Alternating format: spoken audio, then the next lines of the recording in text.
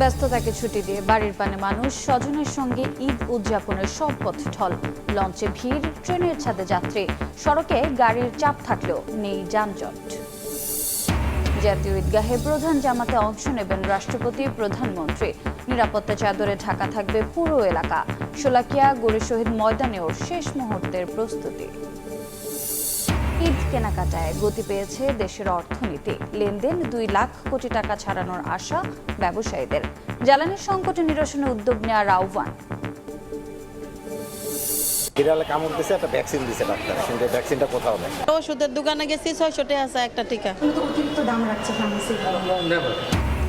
সরকারি হাসপাতালে জলাতঙ্ক টিকার ভয়াবহ সংকট। চড়া দামে বাইরের ফার্মেসিতে বিক্রির অভিযোগ। সরবরাহ ও অর্থ বরাদ্দ নিয়ে সংশ্লিষ্টদের লুকোচুরি। বাড়ছে স্বাস্থ্য ঝুঁকি। ইরানের অভিযানে আক্রান্ত ইসরায়েলের তেল শোধনাগার। উপসাগরীয় অঞ্চলের জ্বালানি স্থাপনায় হামলা, নৌঘাঁটিতে পাল্টা আক্রমণ। গ্যাস ক্ষেত্রে আঘাত না করার আশ্বাস ট্রাম্পের।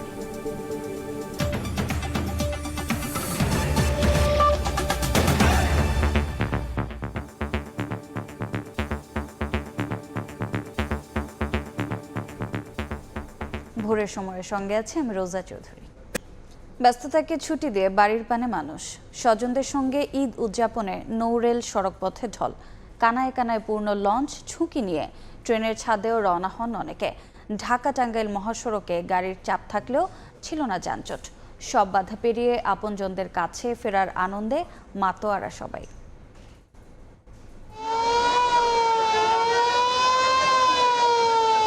ঈদ যাত্রার শেষ মুহূর্ত, সদরঘাটে দক্ষিণাঞ্চলগামী মানুষের চোখে মুখে খুশির জোয়ার। বাড়িতে অপেক্ষায় মা বাবা, বন্ধু স্বজন, সব প্রিয় মুখের সঙ্গে দেখা হবে। সব বিপত্তি উপেক্ষা করে ঈদের টানা ছুটিতে তাই বাড়ি পারে যাত্রা। বাড়ি যাচ্ছি, বাবা মার সাথে ঈদ করব, এটাই অনেক আনন্দ। বাপ মার সাথে ঈদ করার মজাটাই আলাদা। গতকালের দুর্ঘটনার পর বেড়েছে বিআইডব্লিউটি এর তৎপরতা। প্রতিমন্ত্রীর কড়া নির্দেশনা, ট্রলার দিয়ে যাত্রী ওঠালেই নেওয়া হবে ব্যবস্থা। আইনগতভাবে ট্রলার থেকে লঞ্চে ওঠা নিষেধ আছে। লঞ্চ মালিকদেরকে সাথে নিয়ে তাদেরকেও পেনাল্টি করেছি। এই রাস্তায় আমরা কোনো নৌকা অ্যালাউই করি না এই সদরঘাটে।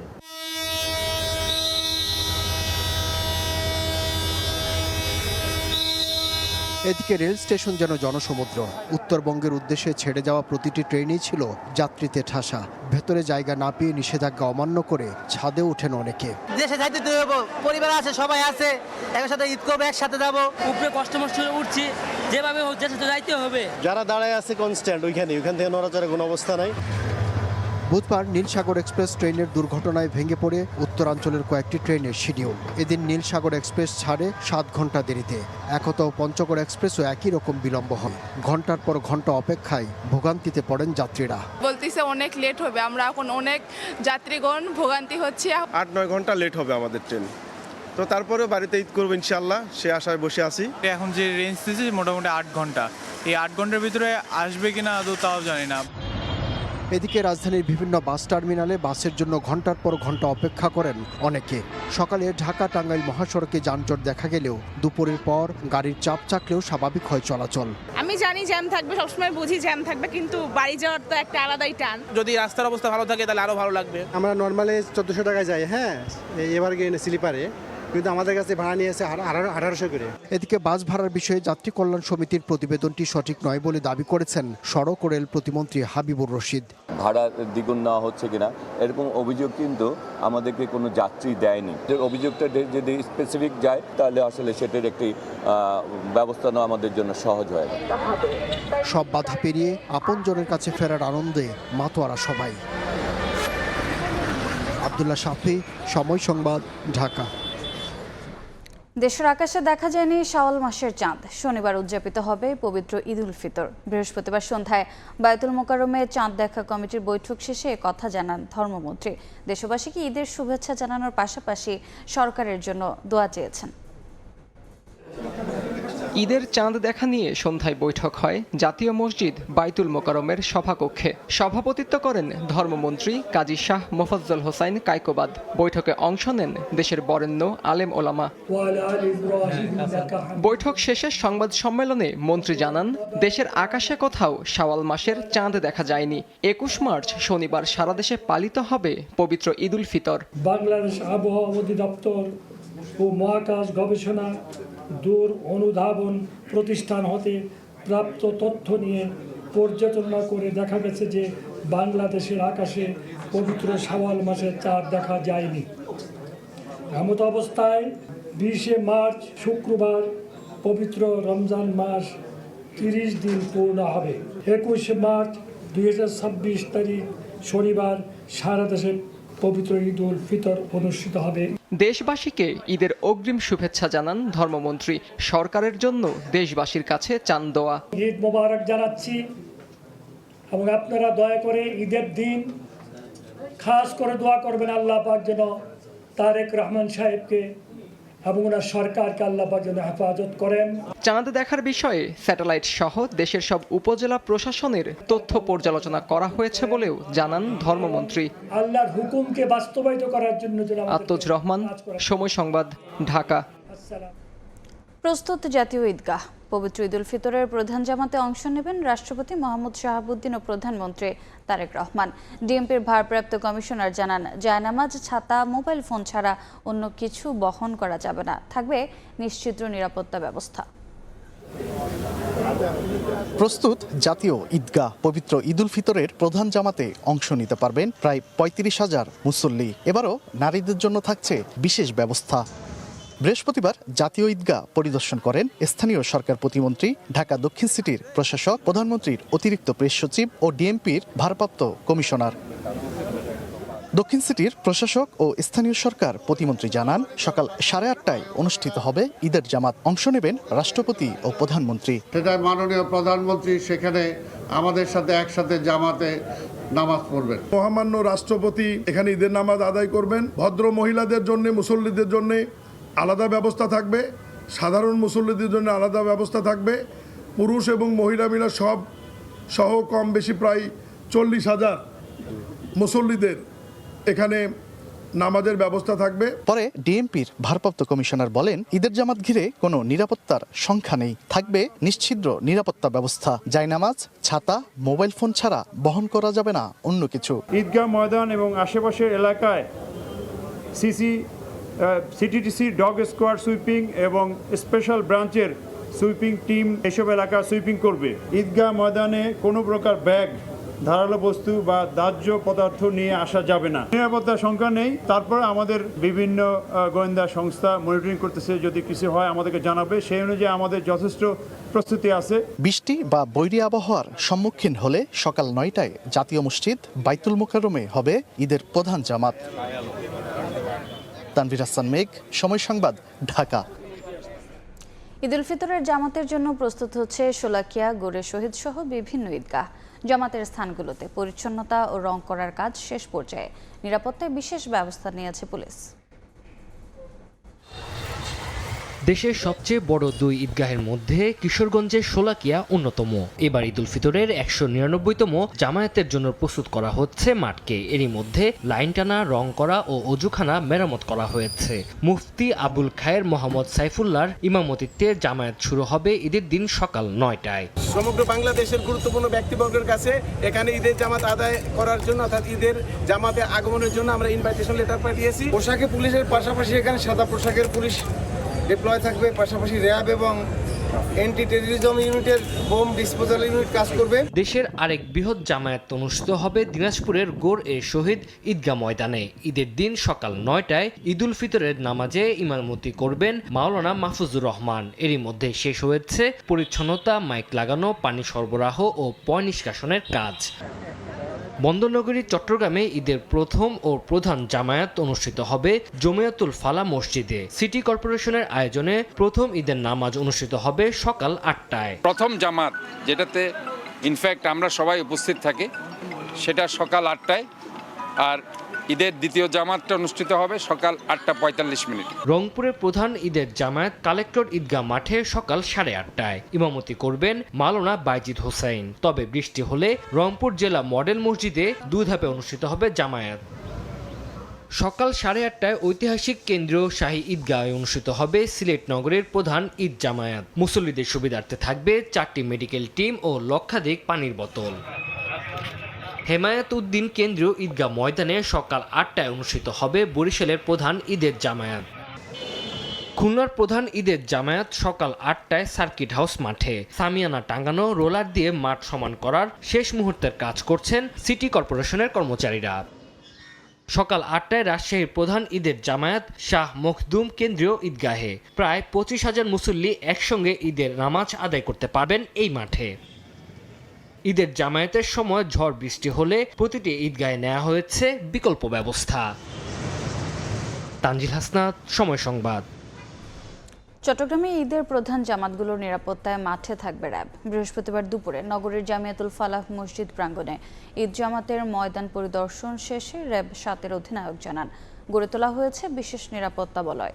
নাশকতা বা বিশৃঙ্খলা ঠেকাতে বাড়ানো হয়েছে গোয়েন্দা নজরদারি। সন্দেহভাজন ব্যক্তি বা বস্তু শনাক্তে ব্যবহার হবে আধুনিক প্রযুক্তিও। এরই সঙ্গে নগরীর গুরুত্বপূর্ণ পয়েন্টে চেকপোস্ট বসিয়ে চালানো হচ্ছে তল্লাশি।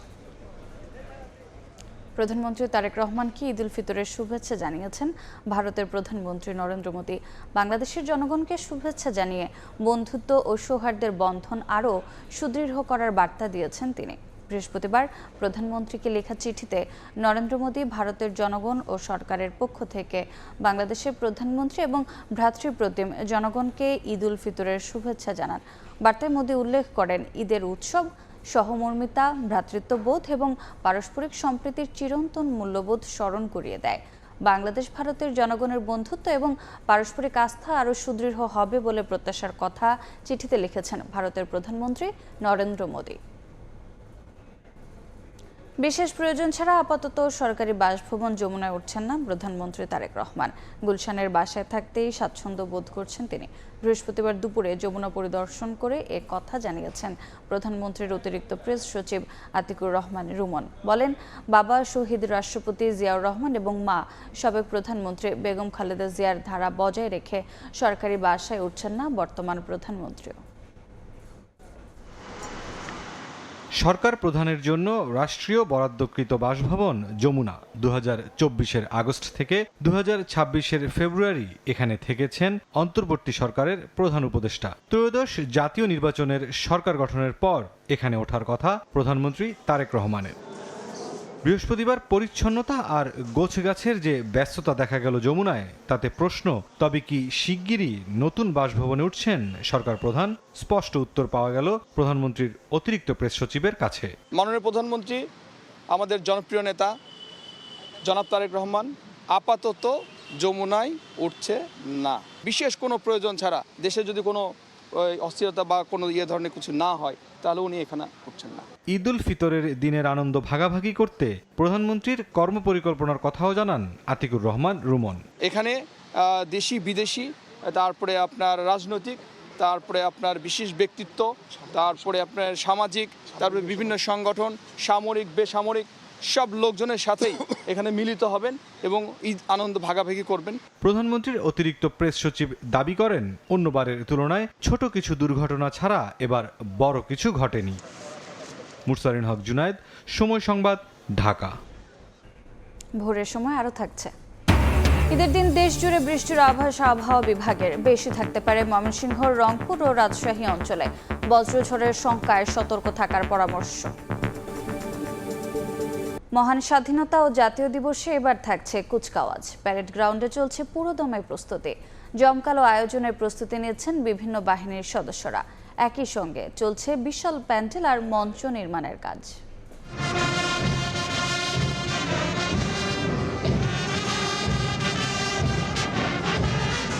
বৃহস্পতিবার সকাল ৯টা রাজধানীর তেজগাঁওয়ের পুরাতন বিমানবন্দরের প্যারেড গ্রাউন্ড। মহড়ার প্রস্তুতিতে ব্যস্ত সেনা, নৌ বিমান, কোস্টগার্ড, পুলিশ, বিজিবি, বিএনসিসি সদস্যরা অনুশীলনের মাধ্যমে ঝালিয়ে নিচ্ছেন নিজেদের। সকাল ৯টার পরপর প্যারেড গ্রাউন্ডে আসেন কুচকাওয়াজের অধিনায়ক, নবম পদাতিক ডিভিশনের জিওসি ও Savar area commander major general SM Asadul হক।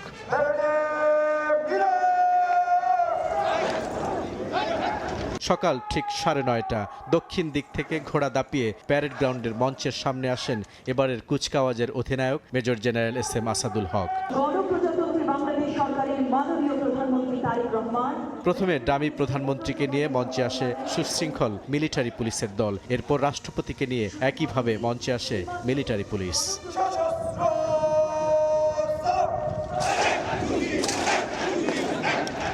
সশস্ত্র সালাম সহ কুচকাওয়াজের অনুমতি পর্বের পর ডামি রাষ্ট্রপতিকে নিয়ে কুচকাওয়াজ পরিদর্শন করেন অধিনায়ক। একে একে রাষ্ট্রপতিকে সালাম দিয়ে মঞ্চ অতিক্রম করে কন্টিনজেন্টগুলো। এবারের কুচকাওয়াজে অংশ নেবে বাংলাদেশ সেনাবাহিনীর বিশেষায়িত ইউনিট, প্রেসিডেন্ট গার্ড রেজিমেন্ট, সাজোয়া contingent, East Bengal contingent, Bangladesh Infantry Regiment contingent সহ বিভিন্ন কন্টিনজেন্ট। থাকবে বিভিন্ন বাহিনীর সদস্যদের সমন্বয়ে জাতীয় পতাকাবাহী কন্টিনজেন্ট, বাংলাদেশ নৌবাহিনী, বিমান বাহিনী কন্টিনজেন্ট ছাড়াও border guard, Bangladesh coast guard, Bangladesh police, Bangladesh Ansar ও ভিডিপি কন্টিনজেন্ট এবং প্যারাট্রুপার কন্টিনজেন্ট অংশ নেবে কুচকাওয়াজে। বৃহস্পতিবারের মহড়ায় অংশ না নিলেও মূল কুচকাওয়াজে পদাতিক বাহিনীর সঙ্গে যুক্ত হবে যান্ত্রিক বহরও। সশস্ত্র বাহিনীর বিভিন্ন ভারী যুদ্ধাস্ত্র ও প্রযুক্তি সহ অন্যান্য বাহিনীর নানা সরঞ্জামও যান্ত্রিক বহরে যুক্ত হবে বলে জানা গেছে। ২৬ মার্চ স্বাধীনতা ও জাতীয় দিবসের কুচকাওয়াজে সালাম গ্রহণ করবেন রাষ্ট্রপতি মোহাম্মদ শাহাবুদ্দিন। যোগ দেবেন প্রধানমন্ত্রী তারেক রহমান। ৩ বাহিনী প্রধান, মন্ত্রিপরিষদের সদস্য ছাড়াও দেশি বিদেশি রাষ্ট্রদূত এবং অতিথিরা এই কুচকাওয়াজ অনুষ্ঠানে উপস্থিত থাকবেন। বুলবুল রেজা, সময় সংবাদ, জাতীয় প্যারেড গ্রাউন্ড, ঢাকা। জাতীয় নির্বাচনে জোটবদ্ধ হয়ে অংশ নিলেও স্থানীয় পর্যায়ে এককভাবে লড়তে চায় জামাত। এরই মধ্যে প্রার্থী চূড়ান্ত করার প্রক্রিয়া শুরু করেছে দলটি। সময় সংবাদকে দলটির নীতি নির্ধারণী পর্যায়ের নেতারা জানান, চলতি মাসেই প্রার্থী বাছাইয়ের প্রাথমিক কাজ শেষ হবে। শফিক মুন্সির প্রতিবেদন। সবশেষ জাতীয় নির্বাচনে দেশব্যাপী ৩০% বেশি ভোট পেয়েছে বাংলাদেশ জামায়াত ইসলামী, যা দলটির রাজনৈতিক ইতিহাসে এক স্পষ্ট উত্থান। দলটির পক্ষের এই জোয়ার সামনে স্থানীয় পর্যায়ের নির্বাচনগুলোতেও কাজে লাগাতে চায় জামায়াত। ইতোমধ্যে জামায়াত প্রধান ডাক্তার শফিকুর রহমান নেতাকর্মীদের আসন্ন স্থানীয় নির্বাচনের জন্য প্রস্তুতি নিতে নির্দেশনা দিয়েছেন। কোনো অপকৌশলের রাস্তা আমাদের ধরা লাগবে না, কৌশলই যথেষ্ট হবে ইনশাআল্লাহ। সামনের নির্বাচনগুলোর জন্য কেমন প্রস্তুতি শুরু করেছে জামায়াত তা জানতে দলটির নীতি নির্ধারণী পর্যায়ের একাধিক নেতার মুখোমুখি হয় সময় সংবাদ। তারা জানান, সংগঠনের তৃণমূল পর্যায়ের কমিটিগুলোকে সিটি কর্পোরেশন, পৌরসভা এবং উপজেলা পরিষদের জন্য ৩ জন করে প্রার্থীর নাম কেন্দ্রে পাঠাতে বলা হয়েছে। এসব তালিকা থেকে বাছাইকৃত প্রার্থীদের কেন্দ্র থেকে গ্রিন সিগন্যাল দেয়া হলে ঈদের পর থেকেই মাঠ গোছাতে নেমে পড়বেন তারা। আমরা সব জায়গায় যেতে স্থানীয় পর্যায়ে নির্বাচনে প্রতিদ্বন্দ্বিতা করতে পারি, ভালো রেজাল্ট করতে পারি, এই জন্য আমাদের জোর কার্যক্রম চলছে কিন্তু সারা দেশে। প্রত্যেকটা সিটি কর্পোরেশন থেকে 3 জনের একটা প্যানেল ওনারা পাঠাবেন। আমরা এটা এখানে কেন্দ্রীয় কমিটি ফাইনাল করব। আর বাকি যতগুলো স্থানীয় সরকার কাঠামো আছে, প্রতিষ্ঠান আছে, সেগুলোতেও প্রস্তুতি নেওয়া হবে। নেতারা জানান, জাতীয় নির্বাচনে জোটবদ্ধ অংশ নিলেও স্থানীয় নির্বাচনে এককভাবেই লড়তে চায় দলটি। এখন পর্যন্ত ডিসিশনে হচ্ছে যে আমরা এককভাবে করে আলাদা আলাদা করবো। স্ব অবস্থান থেকে প্রস্তুতি নেবেন, প্রস্তুতি নিয়ে ওনারা কাজ করবেন। 2-1টা দল তো প্রার্থী ঘোষণা করছে, তারা তো আর আমাদের সাথে আলাপ করে নাই, এই জন্য আমরা আমাদের প্রস্তুতিটা পুরোদমে নিচ্ছি। জাতীয় নির্বাচনে জামায়াত নেতৃত্বাধীন 11 দলীয় জোট মোট 77 আসনে জয়লাভ করে, যার মধ্যে 68 আসন পায় জামায়াত ইসলামী। শফিক মুন্সি, সময় সংবাদ, ঢাকা। নিত্যপণ্যের বাজার থেকে বিপণিবিতান ঈদ কেনাকাটায় সরগরম সর্বত্র। উৎসবের আমেজে গতি পেয়েছে দেশের অর্থনীতিও। বাংলাদেশ দোকান মালিক সমিতি বলছে, বছর উৎসবের অর্থনীতির আকার ছাড়াতে পারে 2 লাখ কোটি টাকা। মধ্যপ্রাচ্যে সংঘাত না বাঁধলে পরিস্থিতি আরও ভালো হতো বলে মনে করছেন বাজার বিশ্লেষকরা। সাইফুল ইসলামের রিপোর্ট। কাপড়ের গুণমান, সেলাই কিংবা রং সব খুঁটিয়ে দেখে চলছে পোশাক বাছাই। ঈদ উৎসবকে রাঙাতে জুতা থেকে অলংকারের দোকান, সর্বত্র কেনাকাটার আমেজ। নতুন জিনিস গায়ে দিয়ে পরে এটা অনেক ভালো লাগে। ঈদ খুশি, ঈদ আনন্দ, এই যে উপলক্ষে কিনা হয়। আমরা বিক্রি করব ভালোভাবে, সবাইকে আমরা হাসি খুশিভাবে বিদায় দিতে পারবো। ক্রেতা সমাগমে বাড়তি বিক্রিতে গতি এসেছে দেশের অর্থনীতিতেও, স্বস্তি ফিরেছে ব্যবসায়ীদের মধ্যে। আলহামদুলিল্লাহ এবার গতবারের চেয়ে ভালো হয়েছে। নির্বাচনের পরে থেকে যে বেচানা ভালো হয়েছে, মাশাআল্লাহ এবার ঈদও ভালো বেচানা হয়েছে আমাদের। আমরা যাচ্ছি যে এটা ভালো হোক, আরো গ্রোথ করুক আর আপডেট হোক। বাংলাদেশ দোকান মালিক ব্যবসায়ী সমিতি বলছে, পোশাক থেকে শুরু করে খাদ্যপণ্য এবছর ঈদ উল ফিতর কেন্দ্রিক কেনাকাটায় লেনদেনের পরিমাণ ছাড়াতে পারে 2 লাখ কোটি টাকা। এবার বেচা বিক্রিটা আমরা আশা করতেছি 2 লক্ষ কোটি টাকা পর্যন্ত আমরা অ্যাচিভ করতে পারবো, যেটা বিগত সময়ে আমরা 7 বছরও পারিনি। অর্থনীতির এই গতি ধরে রাখতে জ্বালানি সংকট নিরসনে উদ্যোগ নেওয়ার আহ্বান ব্যবসায়ীদের। চাঁদাবাজি বন্ধ করে ব্যবসায়ী বান্ধব পরিবেশ তৈরিতে সরকারকে নজর দেওয়ার তাগিদ দিচ্ছেন অর্থনীতিবিদ। নির্বাচনের পরে দেশের পরিস্থিতি অনেকটা ভালো, আইন শৃঙ্খলা আস্তে আস্তে নিয়ন্ত্রণে আসছে। তো সেই ক্ষেত্রে প্রশাসন তাদের বিভিন্ন দায়িত্বগুলোকে তারা পালন করার চেষ্টা করছে, কিন্তু এটা আরো ভালোভাবে পালন করতে হবে। যানজটটাকে নিরসন করতে হবে। যুদ্ধকে কেন্দ্র করে যে পাওয়ার সেক্টরে যে অস্থিরতা, এইটাকে সামনে নিয়ন্ত্রণ করতে হবে। আসলে আরো হয়তো উৎসব দেখতে পেতাম আমরা যদি এই মধ্যপ্রাচ্যের যুদ্ধটা না হতো, তাহলে সেই ক্ষেত্রে রেমিটেন্সটা আসতো এবং তখন কিন্তু কেনা বেচা আরো বেশি হতো। ব্যবসায়ীরাও কিন্তু কোনো রকমের কিন্তু সেরকম অভিযোগ করছেন না যে কোথাও কোনো সমস্যা হচ্ছে, চাঁদাবাজির কোনো সেরকম আসলে কোনো খবর পাওয়া যাচ্ছে না। তো সব মিলে আমি মনে করি যে এইবারকার ঈদটা অনেক ইতিবাচক একটা পরিবেশ তৈরি করেছে ব্যবসা বাণিজ্যের জন্য। বাংলাদেশ দোকান মালিক ব্যবসায়ী সমিতির তথ্য মতে 2025 সালে ঈদ উল ফিতর কেন্দ্রিক বেচা কেনা হয় 1,40,000 কোটি টাকা। সাইফুল ইসলাম, সময় সংবাদ, ঢাকা। খুশির ঈদে এবার কেমন থাকবে আবহাওয়া? প্রকৃতি আর জলবায়ুর হিসাব কষে আবহাওয়াবিদরা বলছেন, ঈদের দিন দেশ জুড়ে বিচ্ছিন্নভাবে ঝরতে পারে বৃষ্টি। কম বেশি সব বিভাগেই বৃষ্টি হলেও ভারী বর্ষণের পূর্বাভাস নেই। তবে বজ্রঝড়ের শঙ্কায় সবাইকে সতর্ক থাকতে বলছে আবহাওয়া বিভাগ।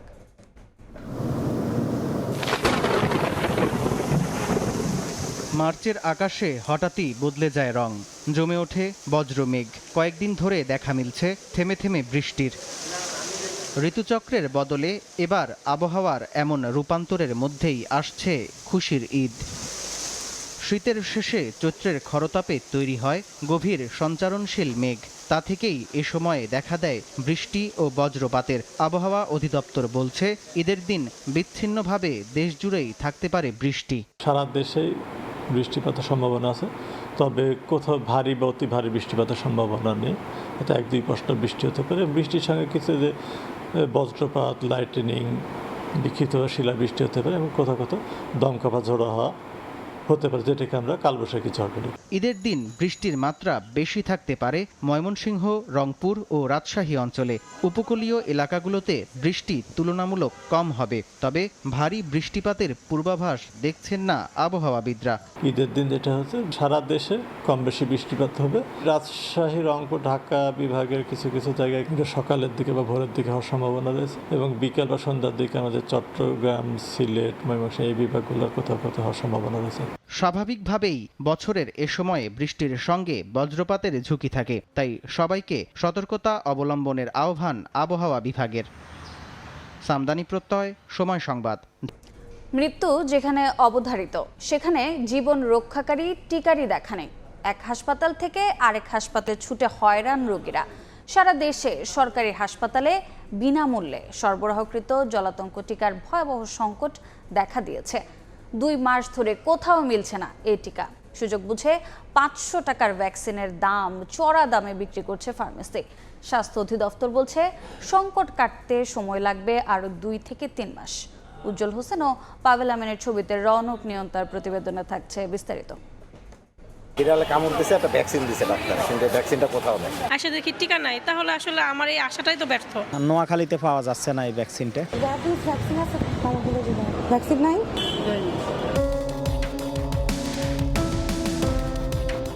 মানিকগঞ্জ থেকে কুড়িগ্রাম, নোয়াখালী থেকে রাজশাহী, বরিশাল থেকে ঢাকা, দেশ জুড়ে একই চিত্র। হাসপাতালের দেয়ালে টানানো টিকা নেই। কুকুর বা বিড়ালের কামড়ে এক হাসপাতাল থেকে অন্য হাসপাতালে ছুটে হয়রান রোগীরা, কিন্তু মিলছে না টিকা। ওষুধটা খুঁজছে, কোথাও খুঁজে না পাওয়ার কারণে ঢাকাতে খুঁজতে হচ্ছে। আমি এখন অনেকগুলো দোকানে দেখলাম, কোথাও পাচ্ছি না। প্রেসক্রিপশন করছে কিন্তু ওষুধ নাই, তাহলে ওষুধ না থাকলে আমরা প্রেসক্রিপশন করে লাভ কী হবে? নোয়াখালীতে পাওয়া যাচ্ছে না, এই আর কি, এই জন্য মূলত এখানে আনা। মান্ডা বাসা এদিকে কোনো টিকা পাওয়া যায় না। ওষুধের দোকানে গেছি 600 টাকা আছে একটা টিকা। শর্ট সাপ্লাই পশুপাখির কামড়ের জন্য, বিড়াল কুকুর, এটা একবারে কোনো কোম্পানির মার্কেটে নাই একেবারে কোথাও না। আমার বরিশাল থেকে আজকে 2 জনে ফোন দিছে, এটা কি পাওয়া যাবে? না, কোথাও না। সকাল থেকে মিনিমাম যদি কম হয় তার 30টা কাস্টমার আসছে এখানে। জলাতঙ্ক টিকার সরকারি সরবরাহ স্বল্পতায় অস্থির হয়ে উঠেছে বাজার। 500 টাকার টিকা ফার্মেসিতে বিক্রি হচ্ছে অতিরিক্ত দামে। ফার্মেসিতে গেলে মানে ভ্যাকসিন দিলে অনেক টাকা চাই। ফার্মেসিতে গেলেও যে একটা মেডিসিন টিকা দিয়ে দেই হয় না। এখন আসছে যে ঘোরাঘুরি হইতেছে, একবার ওই জায়গায় 1 নম্বর রুমে হাঁটাইতেছে, একবার এনে হাঁটাইতেছে, এনতে 2বার গেলাম। ঢাকা মেডিকেল হাসপাতালের পরিচালক বলছেন, বিনামূল্যে সরকারি টিকা প্রদান প্রকল্প বন্ধের কারণেই সরবরাহ সংকট। আদেশ দেওয়া হয়েছে আমাদের নিজস্ব ফান্ড থেকে এটা কেনার জন্য, এবং সে অনুযায়ী আমরা কিন্তু কেনার প্রসেসও করেছিলাম। আমরা টেন্ডারও কল করেছিলাম, তো আমরা টেন্ডারে কেউ পার্টিসিপেট করে না। যে প্রকল্প বন্ধ হলো, কিন্তু প্রকল্পের ওই অংশের যে অংশটা আমাদের সাথে কিন্তু যুক্ত হতে দেখলাম না। সেটা হওয়া উচিত ছিল যে, ধরেন ফর এক্সাম্পল, যদি এই ভ্যাকসিনগুলো যে টাকা দিয়ে কেনা হতো, আমাদেরকে সেই টাকাটা দিয়ে দিলে আমরা এখান থেকে প্রক্রিয়া করতে পারতাম। মাঠ পর্যায়ে টিকা বরাদ্দের পরিমাণ চাহিদার তুলনায় নগণ্য। স্বাস্থ্য অধিদপ্তরে যোগাযোগ করলে একে অন্যকে দেখিয়ে দেন কর্মকর্তারা। অবশেষে সংক্রামক রোগ নিয়ন্ত্রণ শাখার লাইন ডিরেক্টর জানান, সংকট কাটতে সময় লাগবে 2 থেকে 3 মাস। এর মাঝামাঝি অ্যাভেলেবল হবে। অপারেশন চালু হবে কিনা এভাবে সিদ্ধান্ত আসে নাই, চালু হওয়া যায় না। মানে আমরা বলছি যে সমস্যা হয়েছে ওটা বন্ধ করে দিন, শুধু বন্ধ করে না, বিকল্প ব্যবস্থা না করে বন্ধ করে দিচ্ছে। টিকা সরবরাহ ও অর্থ বরাদ্দ নিয়ে লুকোচুরি হাসপাতালগুলোর। কোন খাত থেকে আসে বরাদ্দ তা স্পষ্ট করতে নারাজ তারা। এ নিয়ে স্বাস্থ্য অধিদপ্তর ও জাতীয় সংক্রামক ব্যাধি হাসপাতালের বক্তব্যও গরমিল। এর মাঝামাঝি অ্যাভেলেবল হবে। হাসপাতালগুলো যে টিকাগুলো পাচ্ছে তাদের নিজস্ব এমএসআর বাজেট আছে, ওটা থেকে আপনার প্যারাসিটামল কোথায় খান বা আপনার প্রেশার ওষুধ কোথায় খান কিনেন না, এখন রেবিস ভ্যাকসিন অ্যাভেলেবল ফার্মেসি। নাকি তো তো অতিরিক্ত দাম রাখছে ফার্মেসি। নেভার সরকারিভাবে সাপ্লাই আছে, নিজস্ব অর্থায়নে সিএমএসডি দিছে, না হয় সরকার দিছে, মানে আমার কাছে রোগীকে দেওয়ার মতো আছে জিনিস। জলাতঙ্কের লক্ষণ দেখা দিলে মৃত্যুহার খুবই উচ্চ, তাই টিকার ডোজ সম্পন্ন না করা মানেই জীবনের ঝুঁকি। তাই দ্রুত টিকার সরবরাহ স্বাভাবিক না হলে পরিস্থিতি নিয়ন্ত্রণের বাইরে চলে যাওয়ার শঙ্কা বিশেষজ্ঞদের। রৌনক নিয়ন্তা, সময় সংবাদ, ঢাকা। ভোরের সময় মনের মতো ডিজাইন আর stylish collection, Regal furniture, furnish your dream. শ্রমিকদের বেতন ভাতা পরিশোধের জন্য প্রায় 2,500 কোটি টাকা সহযোগিতা করেছে সরকার, এমনটাই জানিয়েছেন শ্রম ও কর্মসংস্থান মন্ত্রী আরিফুল হক চৌধুরী। বৃহস্পতিবার সকালে সিলেটের কেন্দ্রীয় শাহী ঈদগাহ পরিদর্শন শেষে একথা বলেন মন্ত্রী। বলেন, সরকার, প্রশাসন, পরিবহন শ্রমিক ও মালিকদের সহযোগিতায় মানুষ স্বস্তিতে বাড়ি ফিরছে। বিগত সময়ে বন্ধ হওয়া কলকারখানা পুনরায় চালু করতে ঈদের পর কাজ শুরু করবে সরকার।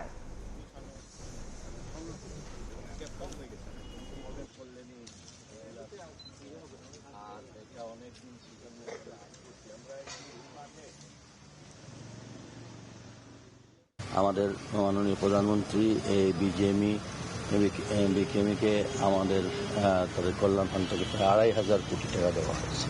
প্রত্যেকটা মিল কারখানায় মালিকরা অনেক সময় সরে গেছিলেন, তাদেরকে এনে শ্রমিকদের বেতন আমরা দিতে সক্ষম হয়েছি। শুধু বেতন নয়, তাদের বোনাসটাও পর্যন্ত আমরা কমপ্লিট করেছি। ঈদ উপলক্ষে জমে উঠেছে সেমাইয়ের বাজার। রোজার ঈদের ঐতিহ্যবাহী এই খাবারের দাম না বাড়ায় ক্রেতাদের মধ্যে স্বস্তি, ভালো বিক্রি হওয়ায় খুশি দোকানিরাও। রমজানের ঈদ মানেই বাহারি সেমাইয়ের সমাহার। বাঙালি মুসলমানের ঐতিহ্যে মিশে আছে মুখরোচক এই খাবারটি। তবে ঊর্ধ্বমুখী বাজারে দাম নাগালের মধ্যে থাকায় সেমাইয়ের দোকানগুলোতে ক্রেতাদের ভিড়। ঈদের উৎসবে বেচা কিনা মনে লোক যে ঢুকার মতো কোনো জায়গা থাকতো না। লাস্টি 400 গ্রাম রইল আপনার 180 টাকা, আর খোলাটা হইল 1 কেজি 200 টাকা, লালটা 220 টাকা, 180 টাকা। ঈদের ছুটিতে সেমাই যেন অন্যতম অনুষঙ্গ। ঐতিহ্যবাহী এই খাবারের পদের প্রতি মানুষের আগ্রহ চিরচেনা। মোটামুটি রিজনেবল, ভালো, আলহামদুলিল্লাহ। এবার ভালো সেমাই বিক্রি হওয়ায় বিক্রেতারাও খুশি। দাম দর আসলে যা বাড়ার আগেই বাড়ছে, এখন ঈদের বাকি তো 3-4 দিন আছে, এখন আর দাম বাড়ার সম্ভাবনা নাই। চিনি সেমাই পর্যাপ্ত পরিমাণ, কোনো দামও বেশি না, সংকট না, সবে আছে। সব শ্রেণী পেশার মানুষের ঘরে ঘরে ঈদের দিনে মিষ্টিমুখ হয় সেমাই দিয়ে। তারই ধারাবাহিকতায় এখন শুধু ব্যস্ততাই নয়, বরং উৎসব মুখর হয়ে উঠেছে এক একটি সেমাইয়ের দোকান। রমজানের ঈদ মানেই বাঙালি মুসলমানের ঐতিহ্যে চিনি সেমাইয়ের সমাহার। বাহারি রঙের সেমাই এসে যাচ্ছে বাজারগুলো, ক্রেতারাও কিনছেন উৎসব মুখর পরিবেশে। তোফাজ্জল হোসাইন, সময় সংবাদ, ঢাকা। শেষ মুহূর্তের ঈদ কেনাকাটায় জমজমাট রাজধানীর বিভিন্ন বিপণী বিতান। ঈদের ছুটি শুরু হওয়ায় বাড়ি ফেরার আগে সেরে নেন কেনাকাটা। পোশাকের পালা ঝুঁকিয়ে কেনাকাটার তালিকায় যোগ হয় জুতা, গহনা ও প্রসাধনী। রাজধানী জুড়ে মার্কেটগুলোতে উৎসবের আমেজ। ঈদের শেষ মুহূর্তের কেনাকাটায় জমজমাট ফুটপাত থেকে বিপণী বিতান। বেশিরভাগ ক্রেতাই পরিবারের সব সদস্য কেনাকাটা শেষে এবার কিনছেন নিজের জন্য। পোশাকের সঙ্গে রং আর নকশা মিলিয়ে আনুষঙ্গিক পণ্যের খোঁজেও ভিড় জমিয়েছেন ক্রেতারা। পছন্দের পোশাকের পালা চুকিয়ে অনেকের কেনাকাটার তালিকায় এবার জুতা, গহনা আর প্রসাধনী। গ্রিন কালারের ড্রেস কিনেছি, তারপর একটা জুতা, তারপর জামা, তারপর প্যান্ট, জামা, স্যান্ডেল, ক্যাপ, ঘড়ি, তারপর হচ্ছে জামা, টপস, এগুলো কেনাকাটা করছি। জামা কাপড় অলমোস্ট ডান, তো এখন হচ্ছে জুয়েলারি বাকি ছিল, সেটা নিতে এসেছে। ঈদের ছুটিতে বাড়ি ফেরার আগে যারা সেরে নিচ্ছেন শেষ মুহূর্তের কেনাকাটা, তারা স্বজনদের জন্য কিনছেন সাধ্যমতো বাহারি পণ্য।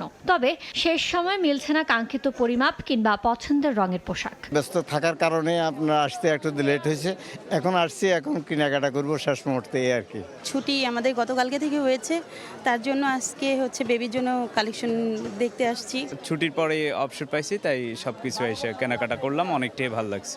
বেবিদের জন্য জামা কিনলাম আর ওয়াইফের জন্য একটা 3 পিস নিলাম।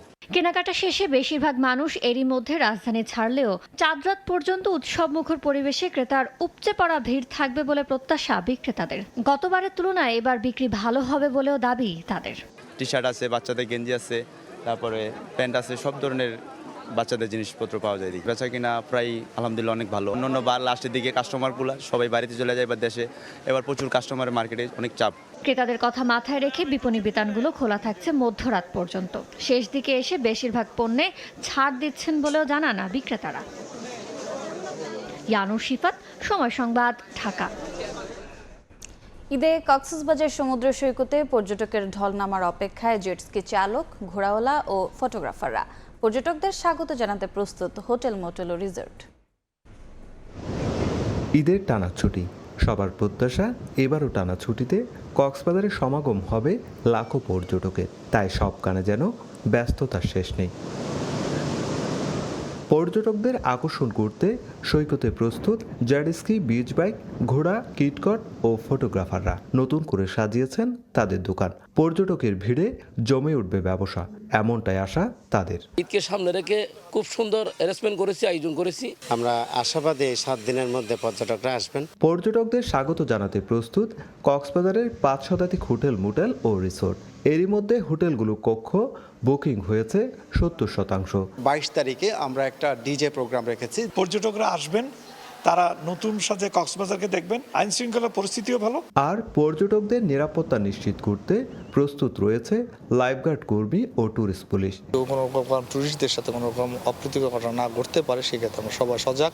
ঈদের টানা ছুটিতে লাখো পর্যটকের পদচারণায় মুখর হয়ে উঠবে কক্সবাজার সমুদ্র সৈকত, এমন প্রত্যাশায় এখন দিন গুনছেন পর্যটন সংশ্লিষ্ট ব্যবসায়ীরা। সুজাউদ্দিন রুবেল, সময় সংবাদ, কক্সবাজার। ঈদের আনন্দ নেই খুলনা অঞ্চলের পাট শ্রমিকদের। লোকসানের অজুহাতে বন্ধ হয়ে যাচ্ছে একের পর এক পাটকল। রফতানি স্থবিরতায় কমে গেছে কাজের সুযোগ, এতে কর্মহীন হয়ে পড়ছেন হাজারো শ্রমিক। তবে মিলগুলো আবারও চালুর উদ্যোগের আশ্বাস বিজেএমসির। নিয়ামুল হোসেন কোচির ছবিতে আব্দুল্লাহ আল মামুন রুবেলের রিপোর্ট। যে খালিশপুর এলাকা এক সময় ঈদের 1 সপ্তাহ আগে থেকেই উৎসবের আমেজ বিরাজ করত, সেখানে এখন শুনশান নীরবতা। 2 মাস উৎপাদন বন্ধ থাকার পর গত 26 ফেব্রুয়ারি খুলনার দৌলতপুর জুট মিল আনুষ্ঠানিকভাবে লে অফ ঘোষণা করে কর্তৃপক্ষ। কাঁচা পাটের উচ্চমূল্য আর লোকসানের চাপ দেখিয়ে বন্ধ করা হয় 3 বছর ধরে ইজারায় চালানো রাষ্ট্রায়ত্ত কারখানাটি। এতে হঠাৎ কর্মহীন হয়ে পড়েন কয়েকশো শ্রমিক। কোনো ফয়সালাই পাই না, আমাদের বেতন কবে পাবো এও কইতে পারি না, আর আমি চাকরিটা থাকবে কিনা। পাটের দাম বৃদ্ধি দেখাইয়া তারা মিলটা বন্ধ করে এবং কিছুদিন পরে একটা ল্যাপের নোটিশ দেয়। জুট সম্পর্কে এনাদের কারণ কোনো ধারণা, কোনো অভিজ্ঞতা নাই, তাই আজকে আমাদের এই সাধারণ মানুষের, সাধারণ শ্রমিকের আমাদের আজকে এই দুর্গতি। এই জনপদে রাষ্ট্রায়ত্ত 9টি পাটকলের মধ্যে বেসরকারিভাবে চালু 4টির বাকি 3টিতেও উৎপাদন সীমিত। অন্যদিকে বেসরকারি মিলগুলোতে উৎপাদন নেমেছে 1/3। একই সঙ্গে বন্ধ পাট রফতানি। এতে ঈদের আগে কর্মহীন হয়ে শ্রমিকদের জীবনে নেমে এসেছে চরম অনিশ্চয়তা।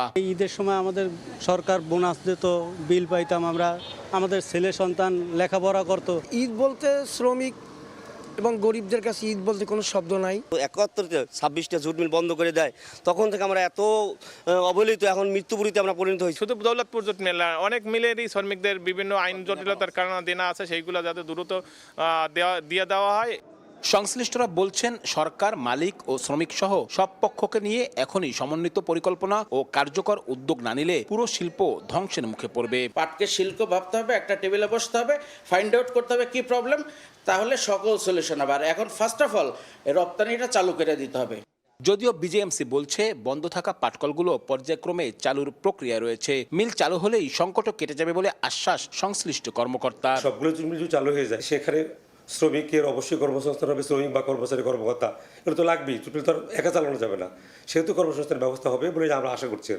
খুলনা অঞ্চলে 9টি রাষ্ট্রায়ত্ত সহ মোট 20টির মতো পাটকল আর প্রায় সমান সংখ্যক কাঁচা পাট রফতানিকারক প্রতিষ্ঠান রয়েছে।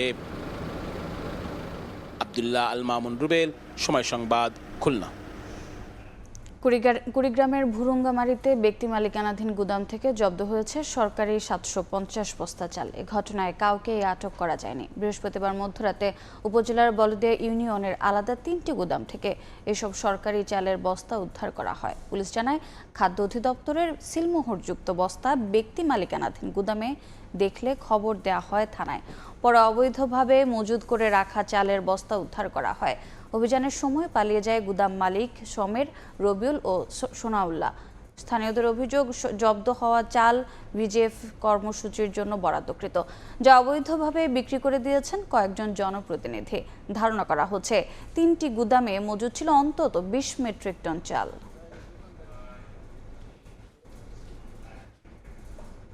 চলতি মৌসুমে ফরিদপুরের লালমির বাম্পার ফলন হয়েছে। চাহিদা ও গুণগত মান ভালো হওয়ায় প্রায় 25 কোটি টাকা বিক্রির আশা কৃষি বিভাগের।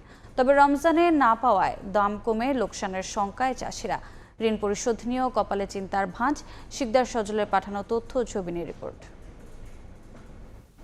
মাঠের পর মাঠ জুড়ে লালমি চাষ দেখতে বাঙির মতো হলেও স্বাদ ও পুষ্টিতে অতুলনীয়। রমজান মাসকে কেন্দ্র করে ফরিদপুরে ব্যাপকভাবে চাষ করা হয় লালমি।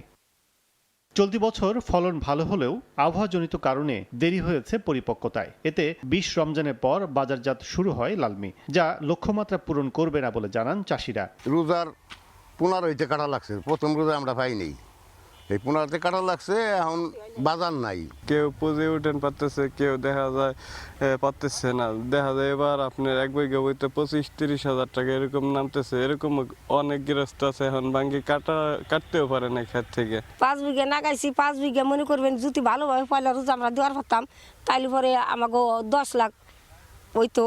আর দেওয়ার পাই নাই, মনে করুন কিস্তি উঠিয়েছি, মাসির কাছ থেকে আনছি, এবার মাঠ সারা। ফলনও ভালো হয়েছে, ধরছেও ভালো, খেতও ভালো, কিন্তু পয়সা পেলাম না।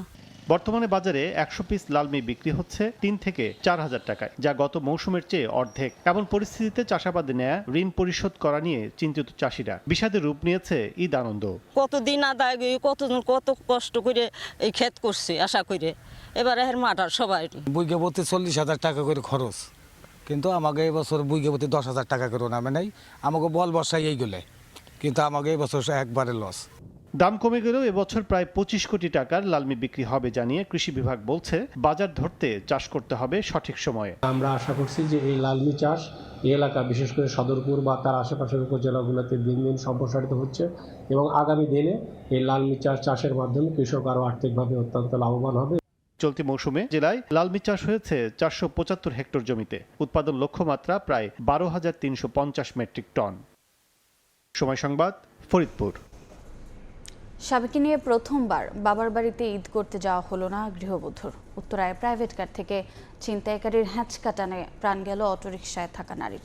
এদিকে ভাটারায় পাওনা টাকার বিরোধের জেরে যুবককে পিটিয়ে হত্যার অভিযোগ উঠেছে। 2.5 বছর আগে বিয়ে, এবারই প্রথম স্বামী লিমন হোসেনকে নিয়ে বাবার বাড়িতে ঈদ করতে যাওয়ার কথা মুক্তা আক্তারের। শেষ মুহূর্তের কিছু কেনাকাটার জন্য বৃহস্পতিবার সকালে বের হয়ে আর ফেরা হলো না বাড়িতে। মুক্তার স্বামী জানান, সকাল 9:30 নাগাদ তার স্ত্রীর মোবাইলে ফোন দিলে অটোরিকশা চালক তাকে জানান উত্তরা দক্ষিণ মেট্রো রেল স্টেশনের কাছাকাছি এলাকায় প্রাইভেট কার থেকে ছিনতাইকারীরা ব্যাগ ধরে টান দিলে রিকশা থেকে পড়ে গুরুতর আহত হন মুক্তা আক্তার। এই হাত দিয়ে এভাবে ধরা ছিল ব্যাগটা, তো ছিনতাইকারী সহজে এদিক দিয়ে সরাসরি আপনার আমাকে যতটুকু বলছে যে এই সাদা টাইপের একটা প্রাইভেট কার ছিল, প্রাইভেট কার থেকে একজন হাত বের করে তার ব্যাগ সহকারে টান দিয়ে, মানে এই ব্যাগটা ধরা ছিল অবস্থায় যখন টান দিয়ে যখন বের হয়েছে আমার ওয়াইফ সহকারে ব্যাগটা তারা টান দিয়ে ছিনায় নিয়ে গেছে গা। সে ওই ঝুলটা সামলাইতে না ফেরে রাস্তাতে আপনার এইটুকু জায়গার মধ্যে, মানে এই বুকের মধ্যে এবং এইটুকু জায়গার দিয়ে আপনার ও হচ্ছে মেন রাস্তার মধ্যে পড়ছে। প্রথমে উত্তরা আধুনিক হাসপাতাল, পরে পঙ্গু হাসপাতাল হয়ে মুক্তাকে নেওয়া হয় ঢাকা মেডিকেল কলেজ হাসপাতালে। দুপুরের দিকে ঢাকা মেডিকেলের চিকিৎসক তাকে মৃত ঘোষণা করেন। মেডিকেলে যাওয়ার পর যখন সে মেডিকেলে যায়, গেটের সামনে যাওয়ার পর ওখান থেকে আপনার পানি করে অনেক চিল্লাচিল্লি করা শুরু করে দিয়েছে যে পানি খাবে। বিকেলে ঘটনাস্থলে আসেন লিমন হোসেন। তুরাগ থানা পুলিশের সঙ্গে কথা বলে ঘটনা জানান তিনি। জায়গাটি তুরাগ নাকি পল্লবী থানার সে বিষয়ে সিদ্ধান্ত না হওয়ায় আনুষ্ঠানিক বক্তব্য দেননি তুরাগ থানার ভারপ্রাপ্ত কর্মকর্তা। সন্ধ্যার পর ঘটনাস্থলে আসে পল্লবী থানা পুলিশের একাধিক টিম। ক্যামেরায় কথা না বললেও জানান অপরাধীদের ধরতে টিম হিসেবে কাজ করছেন তারা। এদিকে ভাটারার জোয়ার সাহারা এলাকায় পাওনা টাকা নিয়ে বিরোধের জেরে রাকিব হাসান নামে এক যুবককে পিটিয়ে হত্যার অভিযোগ উঠেছে তার 2 সহকর্মীর বিরুদ্ধে। মরদেহ ময়না তদন্তের জন্য ঢাকা মেডিকেল কলেজ হাসপাতালের মর্গে পাঠানো হয়েছে। নিহত রাকিব হাসান পেশায় নিরাপত্তা কর্মী ছিলেন। আতাউর কাউসার। দুর্ধর্ষ প্রতারক দম্পতি সাইফুল ইসলাম ও রাজিয়া সুলতানা। স্বামী নিজেকে পরিচয় দেন টিভি চ্যানেলের মালিক হিসেবে, স্ত্রী রাজিয়া বনে যান ম্যাজিস্ট্রেট। ভাড়া কিংবা টেস্ট ড্রাইভের নামে শোরুমের গাড়ি নিয়ে ভুয়া কাগজপত্র বানিয়ে বিক্রি করেন অভিযুক্ত দম্পতি। এভাবে গত 3 বছরে হাতিয়ে নিয়েছেন কোটি কোটি টাকা। রাজধানীর ক্যান্টনমেন্ট থানার মামলায় সাইফুলকে গ্রেফতার করেছে সিআইডি। বিস্তারিত মাসুদুর রহমানের রিপোর্টে। 2023 অক্টোবরে রাজধানীর ইসিবি চত্বরে গাড়ির শোরুমে আসেন এক ব্যক্তি। গাড়িতে গণমাধ্যমের স্টিকার, নিজেকে E10 টেলিভিশনের মালিক পরিচয় দিয়ে প্রস্তাব দেন গাড়ি বিক্রির। এবার স্ত্রীকে পরিচয় করিয়ে দেন নির্বাহী ম্যাজিস্ট্রেট হিসেবে পুলিশের বডিগার্ড নিয়েও আসেন শোরুমে। কাগজপত্র দেখিয়ে চুক্তির পর সই সিল দিয়ে টাকা নিয়ে চলে যান তারা। 7,50,000 টাকা চেকের মাধ্যমে দিয়েছি, আর হলো যে বাকি টাকা ওদেরকে ক্যাশে দিয়ে দিয়েছিলাম, ওই দিনই দিয়ে দিয়েছিলাম। কিন্তু বিপত্তি বাধে 3 মাস পর। ওই দম্পতির কাছ থেকে কেনা গাড়িটি দেখে নিজের দাবি করেন চট্টগ্রামের এক ব্যক্তি। জানান গাড়িটি ভাড়া নিয়ে শোরুমে বিক্রি করে দিয়েছেন প্রতারক দম্পতি। বলতেছে ভাই আমার কাছে গাড়িটা ভাড়া করে নিয়ে আসছে, ওরা ভাড়া করে আইনা বিক্রি করে দিয়েছে আপনার কাছে, এটা বললো। ক্যান্টনমেন্ট থানায় মামলা হলে আত্মগোপনে চলে যান স্বামী স্ত্রী। গ্রেফতার এড়াতে বাসায় সিসি ক্যামেরা লাগিয়ে আইন শৃঙ্খলা বাহিনীর তৎপরতা পর্যবেক্ষণ করেন তারা, তবে শেষ রক্ষা হয়নি। 2 বছর পর সম্প্রতি কেরানীগঞ্জ থেকে গ্রেফতার হন প্রতারক সাইফুল ইসলাম। আদালত থেকে আগে জামিন নিয়ে ধরা যায়নি রাজিয়া সুলতানাকে। সোর্স বা ইনফরমেশন থাকতো যে সে আশেপাশে, কিন্তু রেড দিলে দেখা গেলো যে সেই জায়গায় নাই, কারণ সে আগে থেকে টের পাইতো যে পুলিশ আসছে, তো সেই জন্য সে সরে যেত। সিআইডি বলছে 2018 সাল থেকে প্রতারণায় জড়িত সাইফুল রাজিয়া চাকরি দেওয়ার নামে নিজ জেলা লক্ষ্মীপুর থেকে 2.5 কোটি টাকা আত্মসাৎ করে পালিয়ে আসেন ঢাকায়। এছাড়া তাদের বিরুদ্ধে এলাকা থেকে স্বর্ণ কিনে টাকা পরিশোধ না করার অভিযোগ রয়েছে। ম্যাজিস্ট্রেট হিসেবে পরিচয় দেয় এবং স্ত্রীর সাথে একজন সাধারণ পুলিশ গানম্যান হিসেবে দেখায়। মূল প্রতারক সে নিজেকে পরিচয় দেয় কোনো একটা কোম্পানির এমডি। ঢাকায় এসে প্রতারণার ধরন পাল্টান স্বামী স্ত্রী। টার্গেট করেন রেন্ট এ কার ও গাড়ির শোরুমে। ভাড়া বা টেস্ট ড্রাইভিং এর নামে গাড়ি নিয়ে বিক্রি করে দেন তারা। এভাবে গত 3 বছর হাতিয়েছেন কোটি কোটি টাকা। মালিকানা হস্তান্তরের যে ফেক ডকুমেন্ট তৈরি করে ওদের ক্রেতাকে বোঝানোর চেষ্টা করে যে এই গাড়িটা আসলে জেনুইনলি এই মালিক হচ্ছেন ইনি, কিন্তু আসলে এই ডকুমেন্ট ফেক।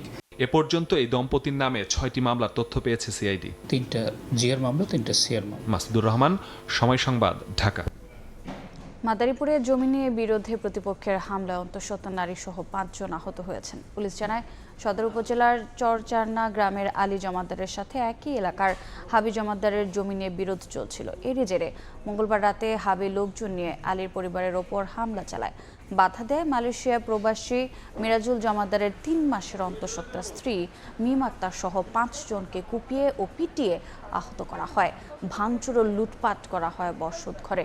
পরে পুলিশ এসে পরিস্থিতি নিয়ন্ত্রণে আনে। আহতদের উদ্ধার করে জেলা হাসপাতালে পাঠানোর পরদিন মৃত্যু হয় নবাগত শিশুর। এ ঘটনায় বুধবার রাতে হাবি জমাদ্দার সহ 11 জনের নামে মামলা করে ভুক্তভোগীর পরিবার।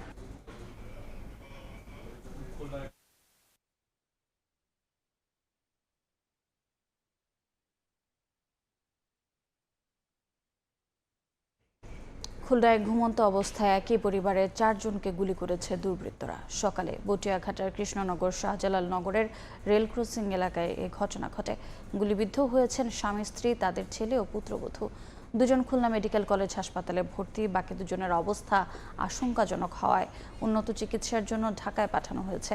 ভুক্তভোগী পরিবারের ধারণা পুত্রবধূর সাবেক স্বামী গুলির ঘটনায় জড়িত থাকতে পারে।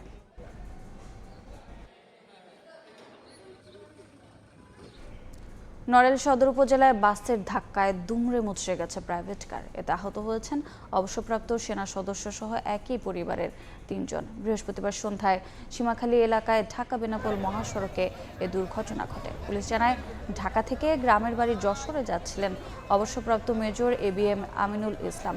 সীমাখালী এলাকায় খুলনা থেকে ছেড়ে আসা কালনাগামী একটি বাস তাদের বহনকারী প্রাইভেট কারটিকে ধাক্কা দেয়। মহাসড়ক থেকে ছিটকে পাশের খাদে পড়ে প্রাইভেট কার ও বাস। গুরুতর আহত হয় প্রাইভেট কারে থাকা 3 জন। তাদের উদ্ধার করে প্রথমে নড়াইল জেলা হাসপাতালে প্রাথমিক চিকিৎসা দেওয়া হয়। পরে অবস্থার অবনতি হলে উন্নত চিকিৎসার জন্য পাঠানো হয় যশোর সম্মিলিত সামরিক হাসপাতালে। দুর্ঘটনার পর পালিয়ে যায় বাস চালক।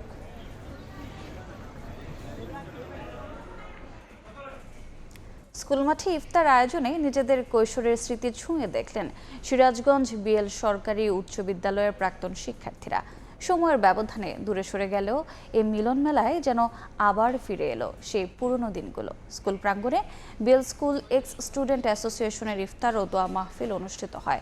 প্রায় 150 বছরের ঐতিহ্যবাহী এই বিদ্যাপীঠে একসঙ্গে জড়ো হন নবীন প্রবীণ কয়েক হাজার প্রাক্তন শিক্ষার্থী। পুরনো ক্লাসরুম, খেলার মাঠ আর পরিচিত সেই আঙিনার সবকিছু যেন আবার জীবন্ত হয়ে ওঠে প্রাক্তন শিক্ষার্থীদের উপস্থিতিতে। বন্ধুদের সঙ্গে গল্প, হাসি আর স্মৃতিচারণে মুখর হয়ে ওঠে পুরো ক্যাম্পাস।